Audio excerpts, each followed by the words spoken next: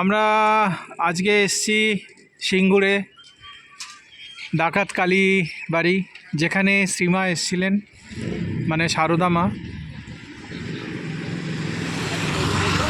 তো সারদা মা যখন কামারপুকুর থেকে দক্ষিণেশ্বর যাচ্ছিলেন, সেই সময় রঘু ডাকাতের হাতে পড়েন। রঘু ডাকাত তখন সারদা মাকে নিয়ে এই জায়গাতে আসেন। তখন এই জায়গা ছিল ঘন জঙ্গল।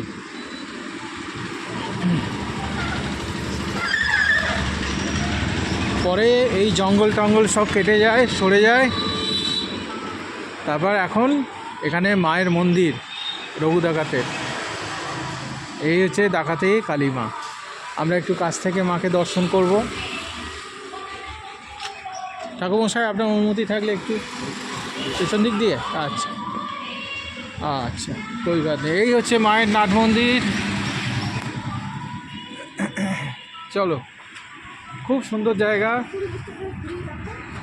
হ্যাঁ, এই জায়গাতে অনেক প্রাচীন একটা গাছ রয়েছে। এই গাছ অনেক দিনকার গাছ। যারা তারকেশ্বরে জল ঢালতে যায় তখন তারা এই সিঙ্গুরের এই মন্দিরে স্টে করে।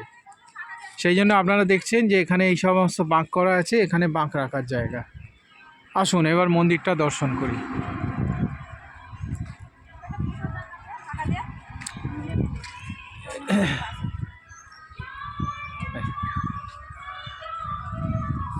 জয় মা।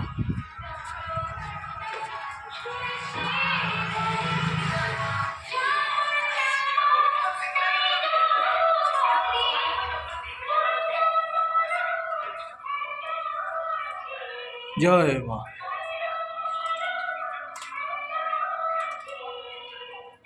এই হচ্ছে মা ডাকাত কালী, রঘু ডাকাতের কালী।